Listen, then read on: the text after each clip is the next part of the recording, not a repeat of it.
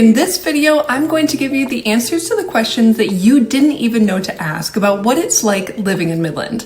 If I were moving to a new area where I knew limited people, I would be nervous and wonder if any of the same amenities that I was used to would actually be available. Who do I call for trash pickup? Where do I set up utilities? Where do I even go to meet people? What is there to do here?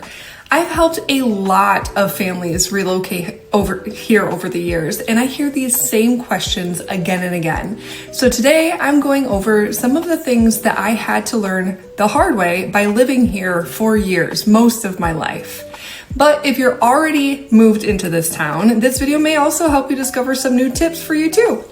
Hi, I'm Jamie Broderick, a local realtor right here in Midland, Michigan. I help people find homes that fit their needs and make the process as smooth as possible.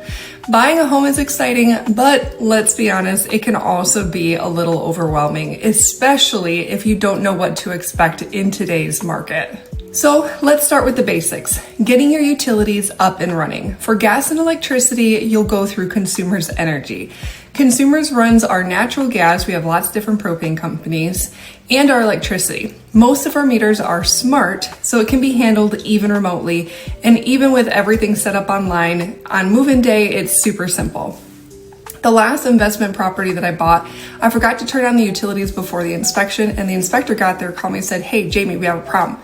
I can't really do my job if we don't have the electricity on." I called Consumers Energy and they had it turned on within 20 minutes.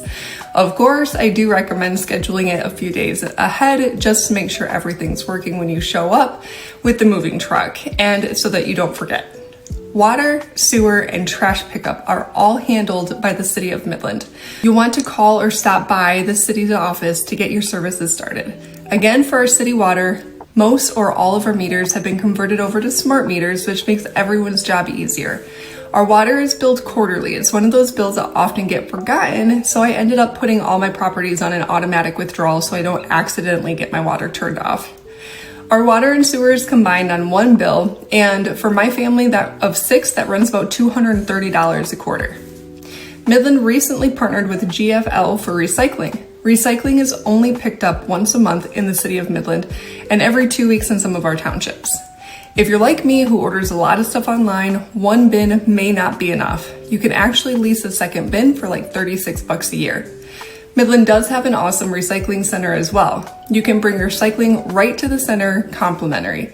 A pro tip is that they have things that you can buy there too. They sell cheap books of all different kinds that have been turned in for recycling, and even nearly new moving boxes for just $1 a box.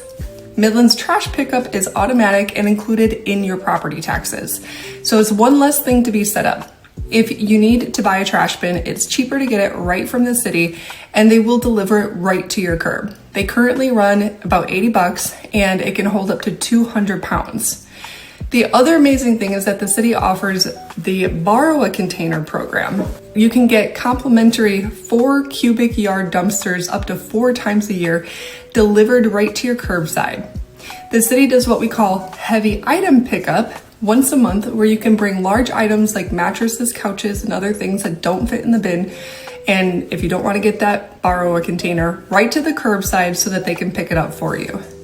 One last bin to discuss is a yard waste bin. If you have to get the bin, it runs about $80 for the bin, and an annual membership for the bin for 2025 runs $55. In the long run, it could be cheaper and more convenient than the compostable brown paper bags that you have to buy the stickers for, but if you don't have a big yard, that might be the better option for you.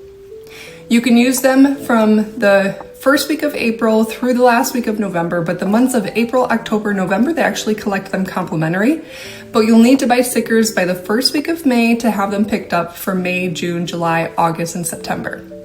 The cool part is if you don't purchase the bin and you have a lot of trees and leaves, the city actually allows you to bring the leaves to the curbside, and they pick them up a few times a year in the fall to ensure that everyone has the opportunity to have a clean yard before every winter. The city is very clear that trash is intended for trash bins and yard waste is intended for yard bins, so don't mix those two up. Next up are the driver's licenses and vehicle registrations. If you're new to Michigan, you'll need to update both through the Secretary of State's office. We've got a branch right here in Midland, super convenient, and I'm just going to save you the headache and book your appointment online. You can walk in, but the line really isn't worth it. I tend to renew my vehicle tabs through the mail, and that saves me the trip altogether. All right, let's talk schools. If you have kids like me, this is probably high on your list. Midland's known for having a solid public school system. The city of Midland has two main public high schools, Midland High and Dow High, plus a handful of great elementary and middle schools depending on your neighborhood. If you're looking for private options, we've got those too. Then in Midland Township is a highly desirable Bullet Creek School District, which is also a public school. One of my daughter's favorite places to go is the library. It's all publicly funded in our property taxes, so membership is completely free. They have complimentary internet and computer access, along with an online streaming service called Hoopla, which allows patrons to borrow ebooks, audiobooks, movies, music, and comics. The Grace A. Dow Memorial Library is not only beautiful, but it's full of life. There are story times for kids, book clubs for grown-ups, even makerspace equipment and tech help if you need it. My kids have frequented here more times than I can count, and it works as a great space for playdates. Let's talk healthcare for a second, because that's something that we all think about, especially when we move to a new place. Midland is home to my Mid-Michigan Medical Center, which is part of the University of Michigan Health System. It's a full-service hospital with a good reputation, solid primary care, emergency services, specialists, you name it. In 2020, they opened a new heart and vascular care center.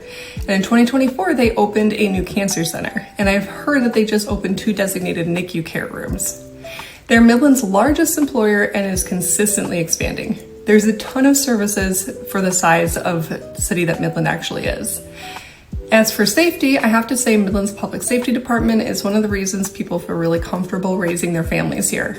It's a combined police and fire department, which means streamlined services and really quick response times. What I love most though is how connected they are to the community.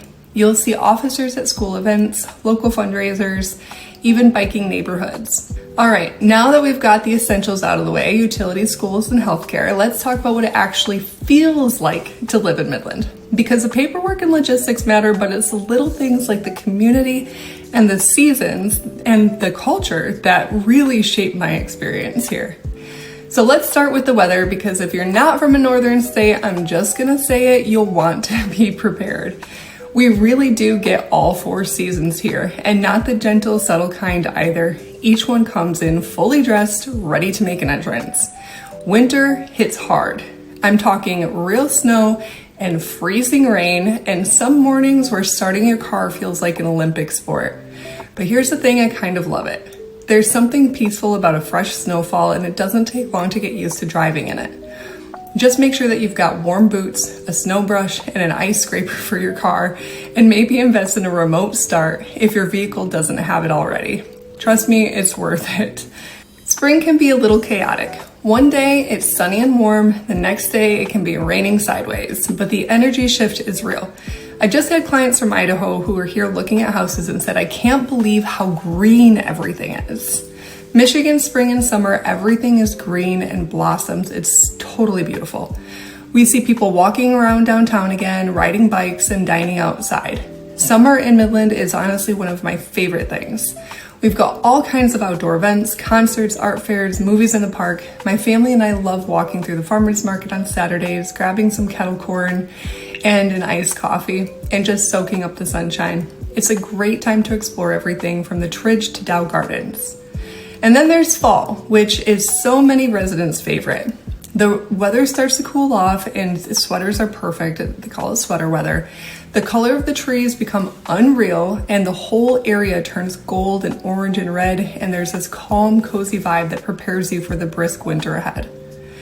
Now let's talk about the people, because I truly believe that the best part about Midland is the community. People here are truly kind. Walkers wave at cars as they drive by. People even strike up a conversation while you're waiting in line at the grocery store. And they're the kind of people who will help shovel your sidewalk, even if you're having a rough day, oftentimes even without asking. If you're new in town, Don't be surprised if a neighbor drops by to say hi and welcome you or brings you a seasonal plate of goodies. It's just that kind of place. And if you're wondering how to meet people or how to get involved, let me give you a few of my go-to suggestions. First, head over to the Midland Area Farmers Market when it's in season. It runs May through October, and it's so much more than veggies. There are food trucks, handmade goods, musicians. It's kind of like a mini festival every week. It's one of the easiest places to just walk around, talk to people, and feel like part of the community. Another one of my favorite spots is Dow Gardens and the Whiting Forest Canopy Walk. It's not just for tourists, locals love it too. The gardens do a great job of implementing different things to keep you wanting to come back time and time again. And if you go more than once a year, just get the annual pass. It's totally worth it. And if you've got kids, getting them into local sports, there are tons of them. Library programs or anything at the community center is a great way to connect with other parents. If you don't have kids, don't worry. We've got trivia nights, book clubs, yoga classes, and adult rec leagues that are super welcoming. You don't need to be good at volleyball, you just need to show up. That's what I did. Now let's talk about the arts and culture side of Midland, because yes, we do have one and it's actually pretty awesome. The Midland Center for the Arts is a huge part of that. You'll find everything here, from musicals to art exhibits to classes for adults and kids. And one of my absolute favorite things during the summer is Tunes by the Tridge. It's this outdoor concert series that brings everyone out, kids running around and playing ball, people dancing in the grass, picnic baskets everywhere. It's simple and it's free and it totally captures the heart of what it's like to live here. Midland isn't very flashy. It's not about the big city energy or the nonstop actions, but it is full of heart. It's safe, it's peaceful, and it's the kind of place where you can actually breathe. Thanks for listening to this part one. And part two, we're gonna go over what to actually do in Midland, including my favorite spots to eat, grab coffee, and the spots that only locals know about. And in the meantime, if you found this helpful, don't forget to like, subscribe, and share with anyone who might be thinking about buying a home in Midland.